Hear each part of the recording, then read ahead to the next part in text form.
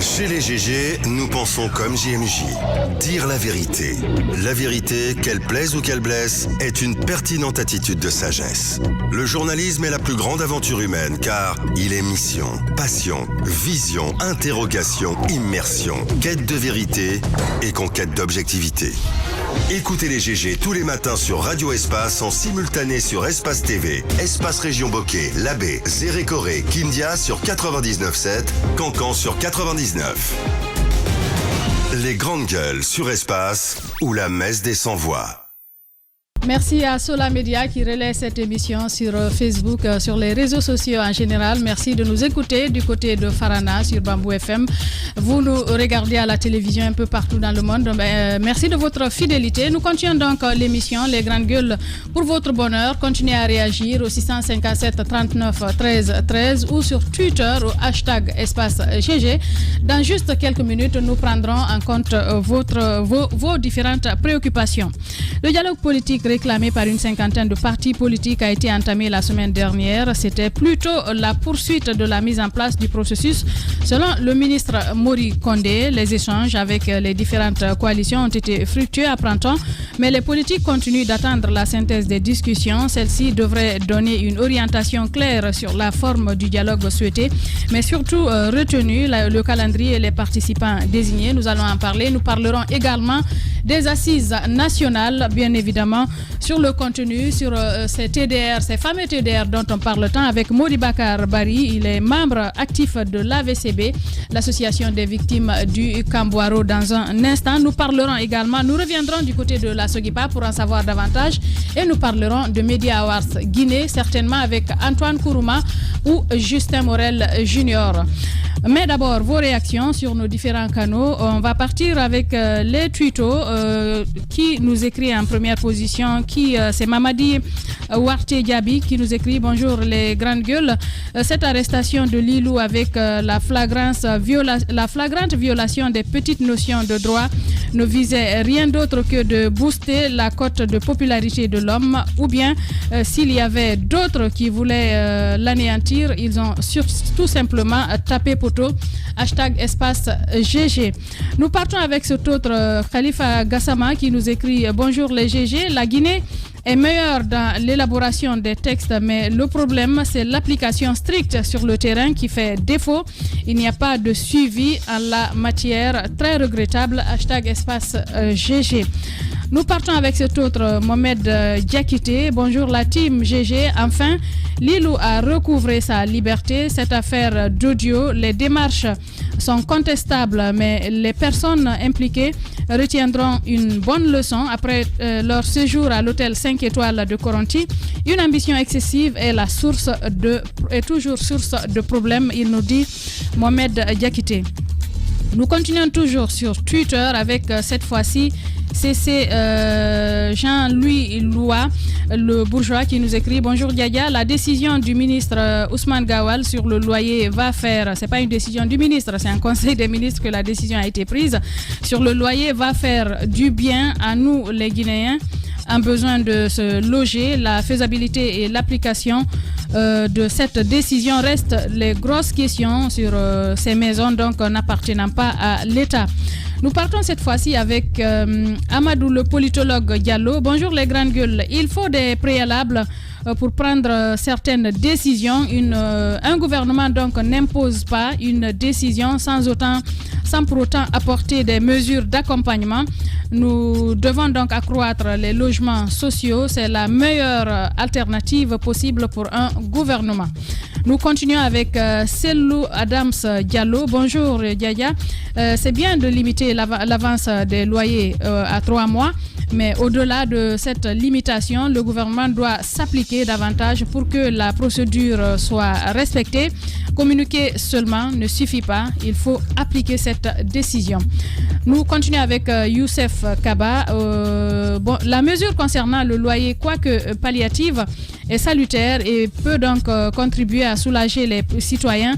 La mise en œuvre pourrait néanmoins se heurter au manque de mécanismes de contrôle. Il faut que des décisions de ce type soient consacrées dans la législation. Et que dit cet autre tweeto, que dit-il, ministre Karamo Kissi, voilà. Sincèrement, Mafoudia, tu as touché un sujet important dans ce pays sur le loyer cher et le refus de loger les chrétiens. Certains extrémistes musulmans ont besoin de l'électorat des chrétiens, mais ils refusent de les loger. #espace GG. Toujours, nous allons basculer peut-être sur l'autre plateforme, Cadre Dramé qui nous accompagne aujourd'hui du côté de la technique à la radio. Bonjour les grandes gueules, c'est Souma Jibril depuis Koya Wonkifon. Je pense que l'idée d'une assise nationale n'est pas mal en soi, mais l'organisation est mal faite et la communication même du ministre de l'administration montrait les signes avant-coureurs. Nous continuons toujours avec sur le 657 39 13 13. Que dit-il cet autre? Voilà, bonjour les GG. Madame Hiro, dites au président Doumbouya de demander à Madame la ministre de l'Environnement qu'est-ce qui se passe entre elle et l'entreprise Forêt Forte qui continue toujours de payer ses travailleurs avec l'ancien salaire de 900 000 francs guinéens à 1 million. Monsieur Camara, donc depuis Zérékoré. Est-ce que je suis la personne la mieux indiquée pour parler au colonel Mamadi Doumbouya? Je n'ai que ce micro, mon cher. Bonjour, espace. Mon souci est de voir l'indifférence de l'État face aux vendeurs de véhicules qui s'installent petit à petit le long de l'autoroute du pont 8 novembre à la grande mosquée Faisal. C'est vraiment un regrettable témoignage donc de Djarabi Dabompa. Merci donc pour ce témoignage. Bonjour les GG, je ne vous reconnais pas ce matin, mais... qu'est-ce qu'il dit? Vous allez tous au mur. Seulement, je comprends que c'est MAF qui a compris et on dit qu'une décision administrative à exécuter avant la loi. Pourquoi la population ne peut pas se soumettre à cette décision d'État? Signé David Danlove Loi depuis Beila. Nous continuons toujours avec vos réactions. Bonjour les grandes gueules. L'État ne réfléchit pas avant de décider. C'est comme si on demandait à ceux qui ont des voitures de prendre obligatoirement les gens parce qu'il y a un manque de taxis. Barry de Koza donc qui nous écrit. Bonjour les GG, merci à Madame Mafoudia pour sa courageuse intervention de ce matin. En amont de ce problème de loyer, il y a un véritable gap structurel à combler avec une véritable décentralisation. Docteur Diaré donc qui nous écrit au 657 39 13 13. Un dernier, Abdoulradir Dramé qui nous fait signe que le temps des messages est terminé. Bonjour les GG, Yiba a parfaitement raison. Il y a des groupes de démarcheurs qui sont plus graves que les propriétaires. Merci au ministre de l'Habitat pour cette initiative signée Damas Yombiro Mara. Deux derniers, juste pour terminer, Abdoulradir Dramé qui est très strict avec le temps. Nous allons partir avec Abou Poutine de Banco. Que dit-il? Dalin Diallo et Sidia Touré ont mangé 4 milliards avant le procès dans l'affaire du 28 septembre. C'est un ancien message, ça c'est un ancien message. Le Parlement de Facebook veut connaître le mécanisme auquel le gouvernement mettra en place pour appliquer donc cette décision. C'était donc Abou Poutine de Banco. Nous continuons avec les réactions. Ablaï Keita qui nous écrit du ministère de l'Enseignement supérieur. En temps normal, l'État doit maîtriser le logement, le prix et les accessoires. Même si le logement appartient à un particulier, l'État doit avoir le contrôle. Après, il faut espérer que les citoyens adhèrent. Les mariés avec beaucoup d'enfants aussi souffrent dans le cadre du loyer. Nous continuons donc le cours normal de cette émission. Et puis Djiba, ce petit bout, puisqu'on parle de loyer, pratiquement tous les auditeurs ont réagi sur le loyer ce matin, sur ces 3 mois. Vous voulez donner l'exemple du Sénégal? L'exemple du Sénégal rapidement. Le Sénégal, depuis 1977, il y a une loi qui réglemente le secteur. Tenez-vous, depuis 1977. Et un décret d'ailleurs qui est quand même une loi. N'était pas né. Voilà, tout à fait. Donc, et ce décret-là, vous imaginez, le décret, on dit que le décret numéro 77 527 du 23 6e mois 1977 relatif au montant du loyer à usage d'habitation stipule en son article 7 alinéa 3 que le montant du cautionnement et des loyers à verser d'avance à titre de garantie ne peut excéder une somme correspondant à 2 mois de loyer. Donc vous imaginez, depuis ces années, eux, ils avaient déjà réglementé un peu le secteur. Donc un décret a été pris pour ça, et plus l'on dit à ce titre, les bailleurs et commissionnaires de bailleurs sont tenus au respect strict des dispositions réglementaires suivisées sous peine de poursuite judiciaire devant le tribunal de grande instance. Donc voilà, de grande instance. Donc voilà un peu un dispositif qui est mis en place, qui est contraignant, qui peut amener les gens, lorsque l'État prend une décision, personne ne va soulever l'ignorance de la loi, parce qu'elle existe déjà, vous savez. Donc vous vous soumettez à ça, et plus l'on dit quiconque ne respecte pas cette disposition, l'article qui est su-mentionné, va s'exposer quand même à des poursuites devant le tribunal de grande instance. Ça, c'est le Sénégal. Je pense qu'aujourd'hui, comme on est parfois de pâles imitateurs. Ce qu'il faut préciser sur ce que vous venez de lire, Djiba Melimouno, c'est que cette note date de 2021. Ce rappel, c'est de 2021, parce que de 1977, de plus de 40 ans, et c'est parce que la note est intervenue parce qu'on a constaté que il y a des bailleurs qui demandaient au-delà de 2 mois, qui demandaient jusqu'à 4 mois. On trouve que c'est un excès. Avec 4 mois de loyer d'avance demandé, et 4 mois, pendant que nous, chez nous, on demande jusqu'à 1 an, 6 mois, et parfois on vous dit, ma maison est payée en devise, en dollars ou en euros. Et c'est interdit, justement. Voilà, mais ça continue. Je pense qu'on aurait pu d'abord passer par une loi réglementaire pour ça, ensuite faire une note de service, et dire tout de suite au journal officiel que dorénavant il y a un règlement, un décret qui est pris pour la circonstance rapidement, en attendant que le CNT statue sur ça, et donc interpeller tout le monde. Si vous ne respectez pas, eh bien on peut rester en justice. En 1977, le Sénégal n'avait pas de logements sociaux. Oui. Voilà. Ça n'existait pas. Donc quand on dit aujourd'hui qu'il faut conditionner cette décision par la construction des logements sociaux, je me dis que c'est un faux débat. Nous sommes juste victimes du libéralisme sauvage auquel on nous a soumis. Chacun est libre de fixer le prix qu'il veut quand il veut. Dans les conteneurs, dans les quartiers, vous savez, vous pouvez acheter une boîte de sardines chez Maïga à 5 000 francs. Vous allez chez Diallo de l'autre côté, il vous dit c'est 6 500. Oui, il vous vend à 4 500. Ça dépend de son humeur. Et je crois que le travail, il doit être profond. Il doit être plus profond que ce qu'on dit aujourd'hui. Parce que le conseil des ministres, c'est un simple communiqué. Hein, c'est juste un point, une communication. Poser des questions au ministre porte-parole du gouvernement prochainement pour savoir comment cette décision va s'appliquer sur le terrain. En attendant, nous allons continuer donc le débat avec Monsieur Doré du côté de la Sogipa. On était avec lui tout à l'heure. Il est de retour. Il est de retour sur nos antennes, Djiba Melimouno. Oui, Monsieur Doré, bienvenue. Alors, on parlait de la responsabilité du gouverneur parce que nous apprenons que des membres du CNT seraient Monsieur Béni Doré, je pense qu'on l'a perdu. Il va falloir que Abdoulkhadr Dramé... Donc, j'étais en train de parler de cette mission du CNT qui était à l'intérieur pour les consultations. Et on aurait appris que le gouverneur de la région de Zéry-Koré aurait empêché cette équipe de CNT de rencontrer le collectif des travailleurs. Alors, pourquoi? Il a fallu attendre que les travailleurs eux-mêmes puissent se déplacer pour aller vers ces membres du CNT pour essayer d'expliquer un peu les problèmes qu'ils rencontrent au sein de la société. Donc, si cela en tout cas s'avère, je pense qu'aujourd'hui, il y a un problème de ce côté. Il faudrait que les autorités s'impliquent. Parce que, alors, est-ce qu'il est de retour? Oui, Monsieur Doré, merci de nous rejoindre. Alors, vous étiez en train de parler de la responsabilité du gouverneur dans cette crise. Et en même temps, nous apprenons que le ministre de l'Agriculture était allé là-bas. Il connaît un peu vos problèmes.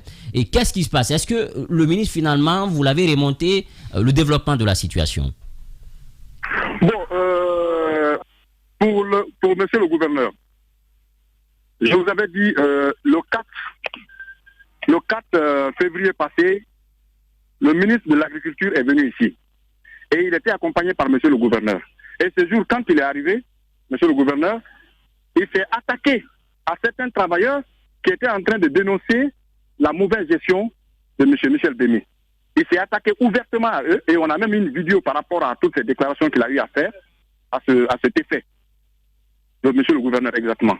Maintenant, monsieur le ministre de l'Agriculture, quand il est arrivé, nous, on s'attendait à ce qu'il rencontre tous les acteurs au niveau de la société, notamment l'ensemble des travailleurs. Mais quand il est arrivé, il n'a pas accepté de recevoir, n'est-ce pas, les travailleurs.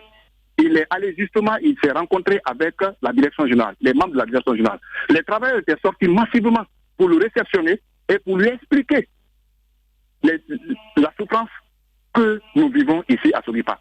Mais monsieur le ministre de l'Agriculture, quand il est venu, il a simplement ignoré les travailleurs. Ce que nous avons complètement regretté.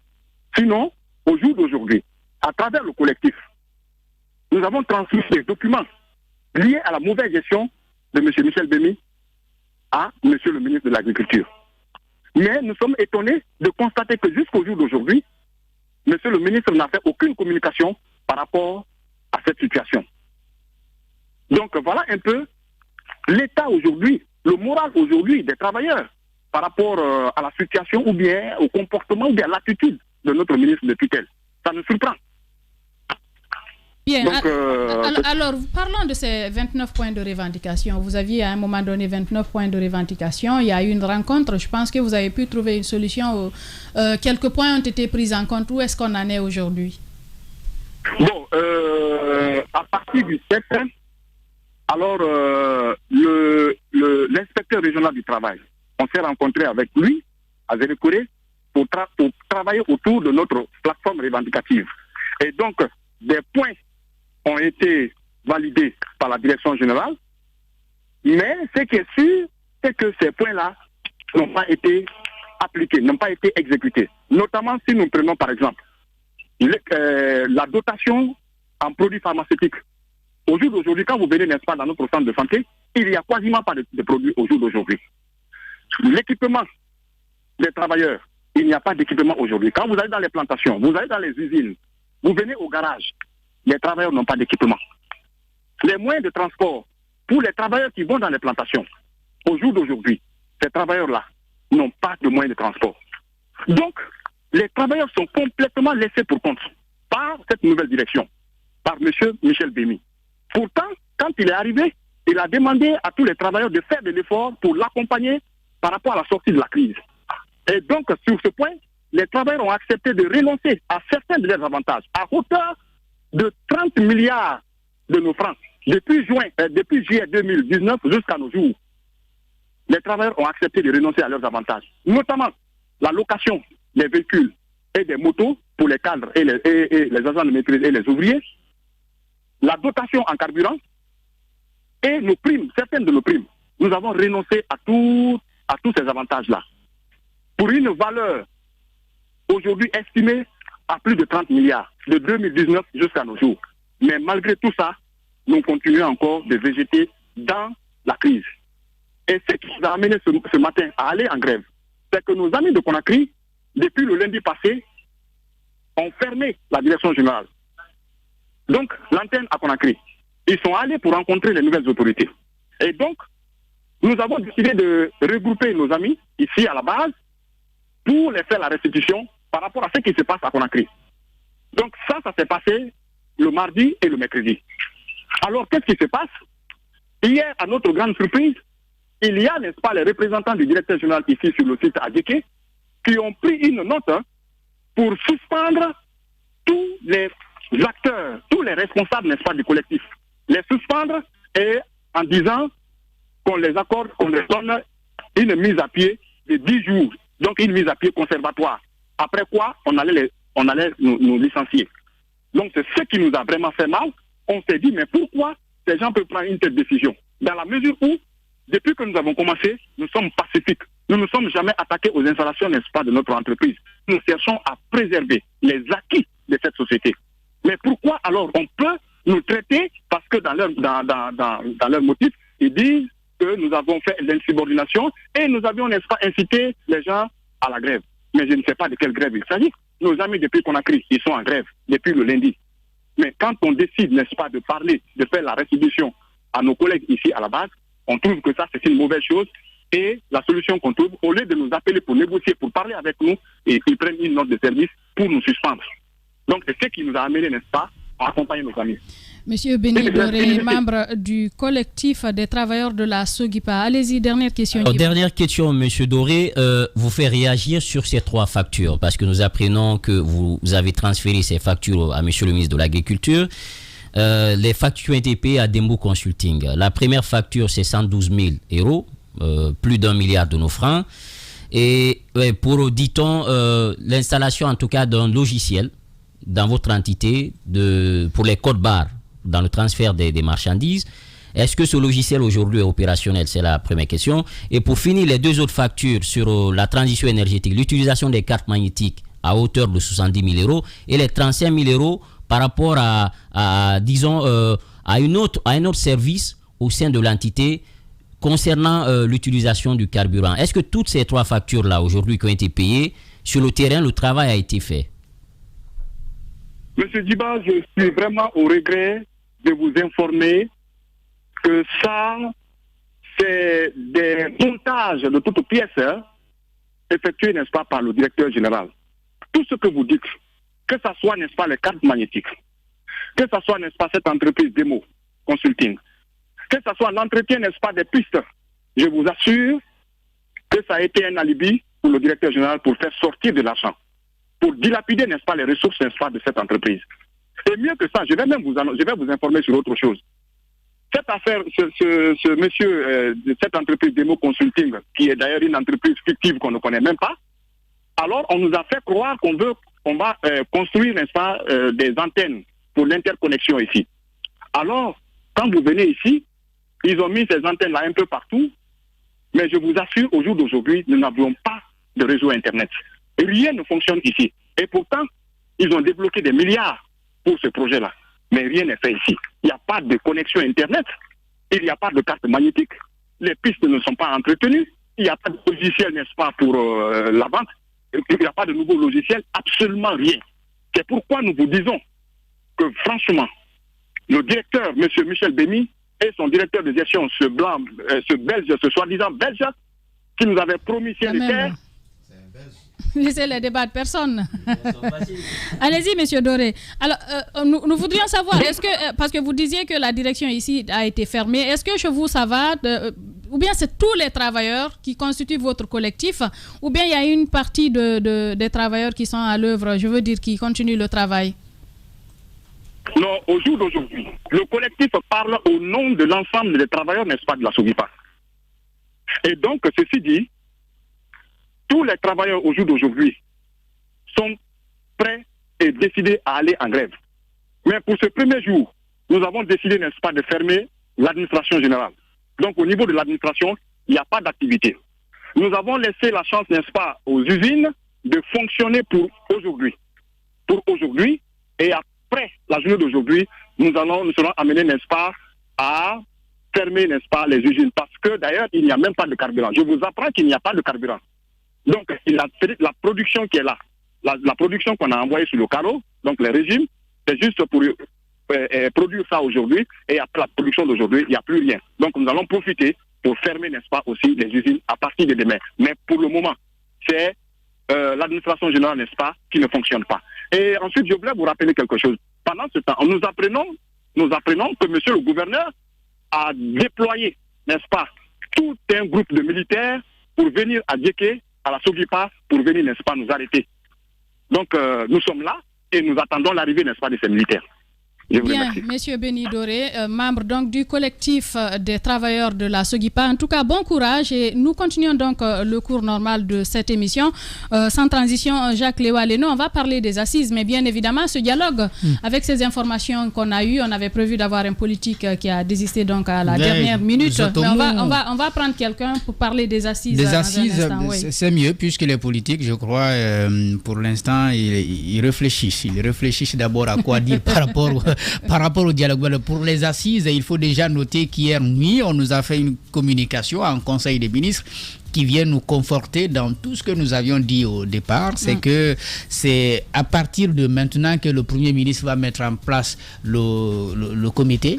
Donc le conseil qui va diriger ces assises-là, c'est à partir de maintenant qu'on va commencer à travailler véritablement sur le terrain. La communication, je crois, le travail du ministre Mori Kondé s'est focalisé essentiellement à l'organisation de la cérémonie de lancement des assises.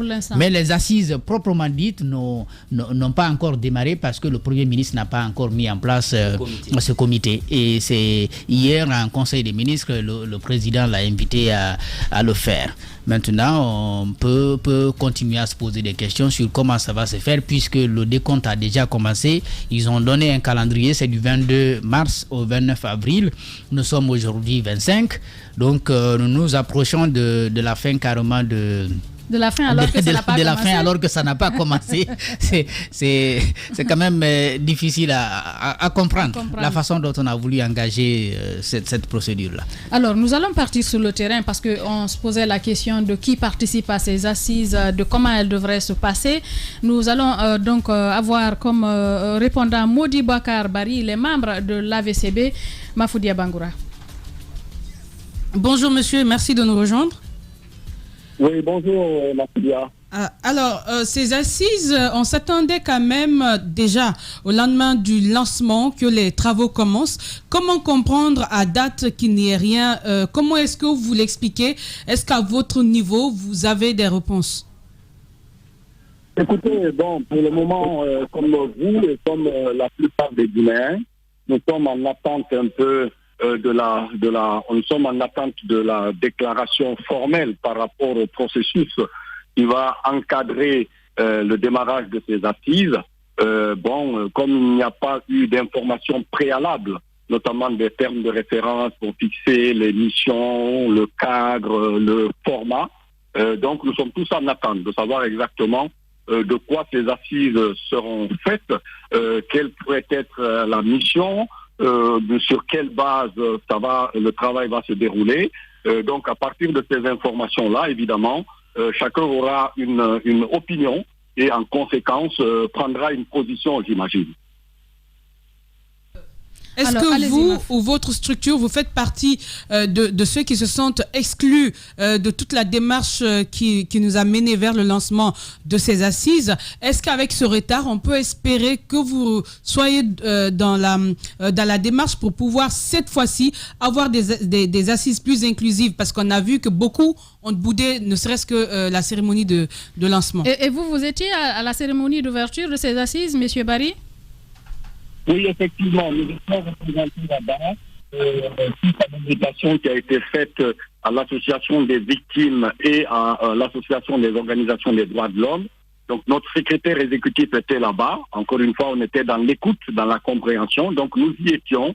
Bon, nous ne faisons pas de procès d'intention. À partir du moment où, jusqu'à date, je crois, personne n'est correctement informé sur les objectifs et la mission de ces assises. Donc on ne peut pas considérer que d'ores et déjà nous nous sentons exclus.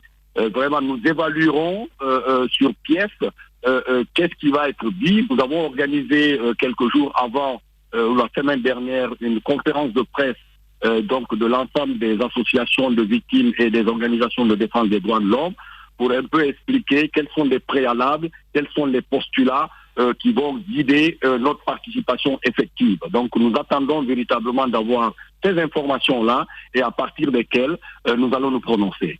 Bien, allez-y, Caps.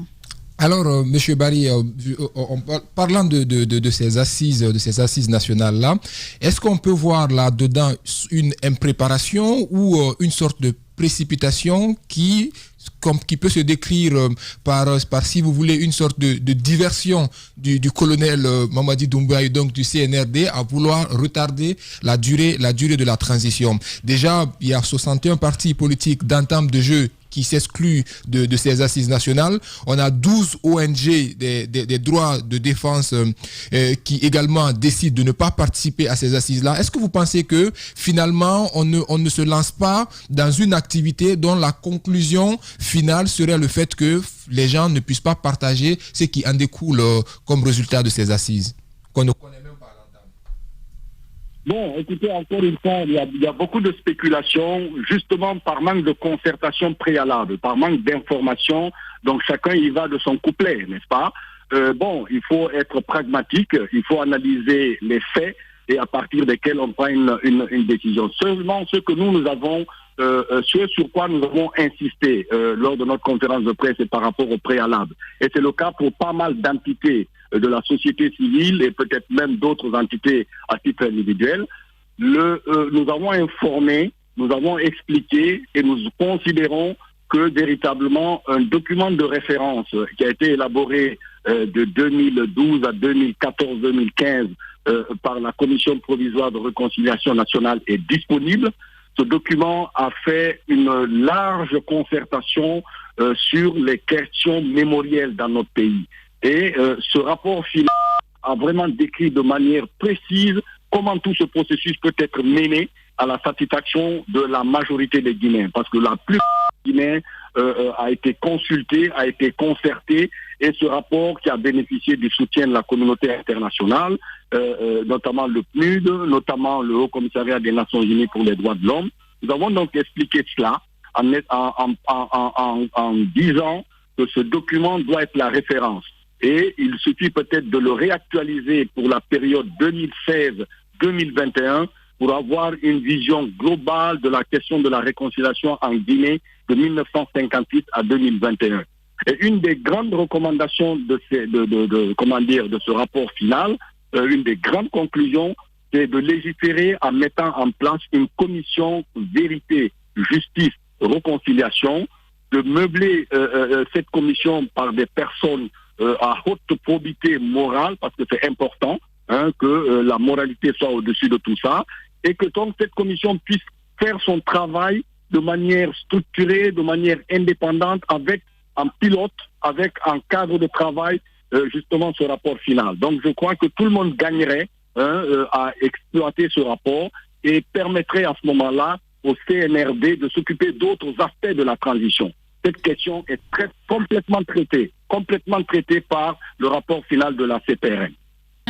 Modi Bakar Bari, membre de l'AVCB. Allez-y, Djiba Milmono. Oui, Monsieur Bari, à vous écouter, un travail succinct et minutieux qui a été mené par ces religieux, ce rapport qui s'étale de 58 à 2015. C'est vrai que c'est l'étape 2016-2021 qui reste. Alors, est-ce qu'on ne pourrait pas aller vers... on réactualise peut-être cette étape et se baser seulement sur le travail qui a été fait par cette commission pour éviter quand même à faire économie de nos moyens avec ces assises-là que beaucoup qualifient de folklore et avec beaucoup de monde et on ne sait pas qu'est-ce qu'on va se dire. Est-ce qu'il ne serait pas judicieux de se focaliser sur ce rapport et éventuellement mettre en application les conclusions de ce rapport, ce comité dont vous parlez de réconciliation, parce que le principe qui est recherché, c'est une garantie de non-répétition de ces crimes-là. Non, effectivement, c'est ce que le bon sens et le bon discernement commanderaient, n'est-ce pas? Effectivement, il ne faut pas encore une fois jeter tous les acquis. Il y en a qui sont bons. Un des acquis à saluer du régime Alpha Condé, en tout cas sur cette question-là, c'est d'avoir permis au moins à une commission provisoire sur la réconciliation de se pencher sur la question, d'y travailler avec l'expertise nécessaire, de produire un rapport final. Il n'a pas eu le courage politique de le mettre en œuvre, n'est-ce pas? Mais effectivement, il ne faudrait pas mettre tout ça au placard et repartir sur d'autres approches. Je vois actuellement le slogan, c'est vérité, pardon, réconciliation. Bon, c'est des formulations qui sont un peu encore donc ça veut dire à conceptualiser et à mettre en œuvre. Alors qu'il y a véritablement un travail de fond, encore une fois, qui a été fait et que franchement, s'il y a de la bonne foi, s'il y a de la bonne volonté et s'il y a de la volonté politique, cette question de réconciliation nationale peut être réglée dans les meilleures conditions et à la satisfaction de l'ensemble des victimes et de l'ensemble des Guinéens. Parce que ce sont des questions transversales qui touchent tous les régimes, tous les types de violences d'État, tous les problèmes de violences intercommunautaires, de violences liées aux conflits domaniaux et fonciers, au niveau des conflits, au niveau des zones minières. Tout cela a été adressé dans ce rapport. Bon sang de Dieu, il vaut mieux l'exploiter. Bien, Monsieur Bari, vous à l'AVCB, quelles pourraient être vos réclamations? Qu'est-ce que vous réclameriez pendant ces assises? Écoutez, encore une fois, nous avons été consultés par la commission. Nous avons eu une séance de travail très approfondie, donc les religieux et leurs experts, plus le bureau de l'association. On a eu un travail. On a bien expliqué ce dont nous avons, quelle est la plateforme de notre revendication depuis 1985. Je rappelle que nous sommes une des plus anciennes associations de défense des droits de l'homme et des victimes. Et notre slogan, c'était justement plus jamais ça.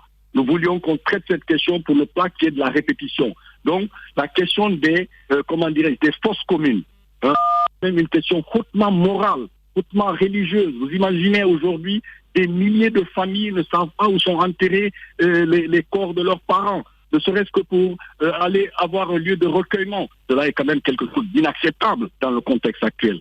Vous avez la réhabilitation judiciaire, parce qu'il y a un certain nombre de Guinéens qui continuent à traiter ces pères fondateurs de la nation guinéenne, n'est-ce pas, de traîtres à la patrie. Ça aussi, il faut régler cette question-là. Vous avez des biens qui ont été spoliés, des biens qui ont été détruits, des biens qui ont été détournés. Il faudrait quand même qu'il y ait la réparation par rapport à tout ça. Donc, c'est vraiment essentiellement ces revendications-là qui sont, nous, de notre point de vue, dans le rapport de la CPRN.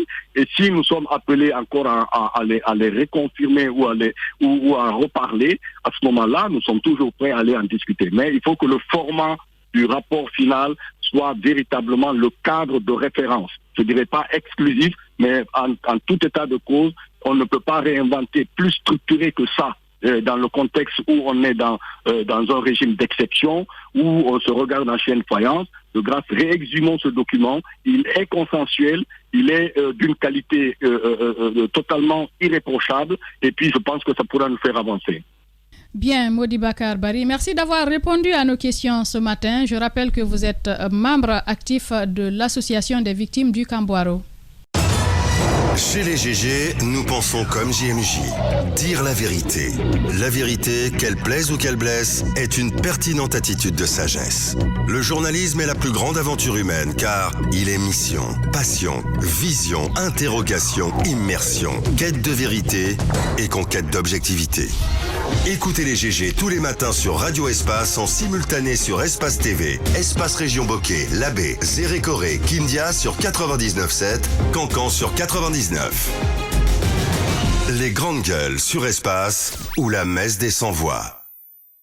Vous nous écoutez un peu partout en Guinée via nos antennes régionales, exceptionnellement à Cancan sur la 99. Merci de votre fidélité. Dernière ligne droite de cette émission. Nous allons parler des Media Awards Guinée qui sont aujourd'hui à leur deuxième édition. Jacques Lewaleno, je pense que le clou final se déroulera demain, n'est-ce pas, au chapiteau du Palais du Peuple. Micro, oui. Voilà. Je te donne la parole sans donner. Donc c'est demain justement que finalement les 15 prix vont être décernés aux journalistes qui sont en activité, ceux qui sont patrons de médias aussi. C'est pas plus de 15 prix il y a 15 prix et puis le prix spécial, prix de l'homme ou la femme des médias de l'année qui se déroule par vote. Il y a donc, si vous voulez, une démarche qu'on a voulu depuis l'année dernière, c'est de récompenser directement le travail du journaliste plutôt que d'aller vers la considération qu'on a pour les médias, même si cette année, on a quand même ouvert beaucoup plus de prix pour les sites web, puisqu'il y en a beaucoup. On ne pouvait pas se contenter seulement de récompenser les journalistes individuellement pris qui évoluent au niveau de la presse en ligne. Il fallait penser également récompenser les sites de par leur qualité, aussi bien la promptitude, la diffusion, la publication des articles de fond, mais également, si vous voulez bien, ceux qui sont les plus vus d'une certaine façon. L'appréciation s'est faite donc de cette façon. La cérémonie aura lieu à partir de 20h. Au cours, il y aura, si vous voulez, beaucoup de surprises qu'on peut avoir derrière. Certainement, on va essayer de comprendre davantage en partant sur le terrain avec Justin Morel Junior, notre doyen, qui accompagne cette cérémonie depuis la première édition. Bonjour doyen, bienvenue chez les Grandes Gueules. Bonjour. Bienvenue. Alors, Djiba, allez-y pour la première question. Oui, bonjour monsieur Justin Morel Junior. D'abord, cette année, on a constaté que Media Awards a voulu encore mettre davantage les petits plats dans les grands, avec beaucoup d'innovations et d'autres prix. Dites-nous, cette année, quelle va être surtout la particularité, quel est l'objectif recherché? L'objectif recherché, c'est l'excellence. C'est l'excellence, toujours pour l'excellence. Nous avons donc voulu... Est-ce que vous m'entendez? Oui, vous êtes à l'antenne, nous vous entendons très bien. Vous êtes là, doyen, vous nous entendez? Voilà, là je vous entends maintenant. Allez-y, nous vous écoutons. Je disais donc que c'est l'excellence que nous recherchons. Et l'excellence est une conquête permanente. Et pour ce faire, il faut savoir écouter les autres. Nous nous sommes donc mis à l'écoute des autres avec l'expérience de l'année dernière. Des remarques avaient été faites, des critiques et puis des suggestions positives, constructives. Et dans ce cadre-là, nous avons donc voulu intégrer, augmenter l'aspect participation et initiative des journalistes pour se qualifier. Voilà ce qui a caractérisé notre démarche. Bien, allez-y Jacques. Alors, autour de la cérémonie de demain, on va dire comme ça, à quoi finalement le public, mais également les compétiteurs pourraient s'attendre en gros? À une cérémonie sérieuse, solennelle, un gala de récompense des meilleurs, des plus populaires, et avec à la clé un grand jury. Le grand jury est dirigé par M. Jean-Paul Sédi, qui est un homme du secteur de l'éducation, qui est connu pour les principes de rigueur et de probité morale, et qui dirige donc ce grand jury. Et ce grand jury fera ce grand travail-là, dont les résultats ne seront connus que demain, le samedi 26. Donc, les meilleurs seront récompensés dans tous les secteurs que vous connaissez déjà, avec les innovations qui sont apportées dans le cadre de la qualification de notre Media Awards Guinée saison 2. Eh bien, Justin Morel Junior, président du comité d'organisation des Media Awards Guinée. Certainement, l'année dernière, on a assisté à des récompenses. En tout cas, chaque prix était accompagné d'une forte récompense. Les journalistes étaient très satisfaits. C'est pas parce que l'on s'attend forcément à un cadeau, mais c'est quelque chose qui encourage dans le travail. Est-ce qu'on peut connaître la particularité de cette année, notamment avec les partenaires? Parce que nous apprenons qu'il y a de nouveaux partenaires. Certainement, il y aura un plus dans les différentes récompenses qui seront faites aux gagnants des différents prix. Très bien. En plus, donc, du fait que chaque nominé gagnant va recevoir une attestation, une certification, il y aura une enveloppe qui accompagnera cela. Il y aura des cadeaux physiques comme l'année dernière. Et puis, à la clé de tout cela, les nominés qui auront des projets crédibles ont à leur disposition, grâce au partenariat avec Yetemali, la somme globale de 500 millions de francs guinéens. Donc les journalistes pourront, les nominés, proposer leurs projets. Quand ils seront éligibles, bancables, eh bien, ils seront soutenus à hauteur de cette enveloppe-là. Donc, on imagine qu'au moins, il y aura 10 projets crédibles et que chacun des nominés gagnants qui a des projets ou un projet crédible pourra estimer qu'il pourra être gratifié de 50 millions de francs guinéens, pas en cadeau, mais en projet qu'il devra intelligemment rembourser après. Bien. Il aura accès à ce crédit-là. Dernière question, Jacques. Donc, oui, juste un complément d'information pour la cérémonie donc de demain. Ceux qui sont invités pourront donc faire le déplacement pour le chapiteau, et ceux qui ne pourront pas effectuer le déplacement pourront suivre la cérémonie sur Espace TV, sur 6 TV, mais également West Africa TV, pour permettre bien évidemment à tout le monde de vivre en live ce qui va se passer sur place. Une façon de dire qu'il faut être au chapiteau sur invitation, n'est-ce pas? Oui, sur invitation, bien sûr, parce qu'il y a les nominés, il y a ceux qui accompagnent, il y a les associations de presse, il y a également les rédactions, il y a en tout cas les cartes ont été envoyées partout. Ceux qui n'ont donc pas ces cartes-là peuvent tout naturellement se coller derrière le petit écran pour suivre la cérémonie en direct. Et peut-être un dernier message, doyen, à la corporation, à tous ces jeunes certainement qui écoutent par rapport aux Media Awards et peut-être à d'autres corporations, parce que vous êtes une école pour la jeune génération en matière de journalisme. Eh bien, merci pour cet hommage. Je dois dire que personnellement, je suis très satisfait de cette édition parce que nous avons eu 2 jours d'intenses débats avec les étudiants en journalisme et communication de l'université Kofi Annan sur des thèmes assez intéressants comme le journalisme en situation de crise, comme l'entrepreneuriat et le journalisme, quels sont les mécanismes de qualification, etc., etc. Les étudiants se sont montrés très intéressés et nous avons dialogué avec eux, nous avons échangé les adresses et puis ce débat va continuer et puis c'est une espèce de formation sur le terrain en direct avec des hommes d'expérience. Vous aviez là le président de la HAC, monsieur Yacine Boubacar Diallo, il y avait Doumbouya, il y avait l'ancien secrétaire général, actuel conseiller du ministère de la Communication, Mohamed Condé, et beaucoup d'autres. Et également la présence du directeur de Yatemali, qui a confirmé ce dont je vous parlais plus haut, l'octroi, le prêt de 500 millions de francs guinéens mis à la disposition de Media Awards Guinée pour aider les journalistes qui ont des projets sérieux et dans le cadre de notre métier.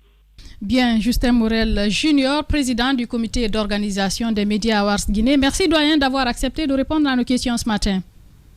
Merci à vous et surtout courage, de l'audace et toujours de la politesse envers les autres, parce que dans la politesse, on peut tout obtenir, la vérité, dans l'objectivité et la passion dans le travail. Un journaliste qui n'a pas de passion est un journaliste mort. Une journaliste qui n'en a pas est complètement cadavre. Donc, merci pour la leçon. La passion, la persévérance, nous l'avions dit hier aux étudiants, ce sont des fondations solides pour notre métier.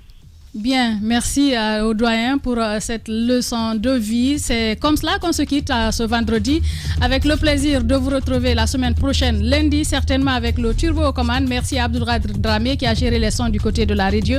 Merci à toute l'équipe de la régie, Vladimir Poutine, Nalaï Sidibé, Mafata Sano, l'homme de nuit, Papoutou. Merci à tous les autres. C'était avec plaisir que nous vous avons servi ce matin avec toute l'équipe ici présente. À lundi pour d'autres sujets.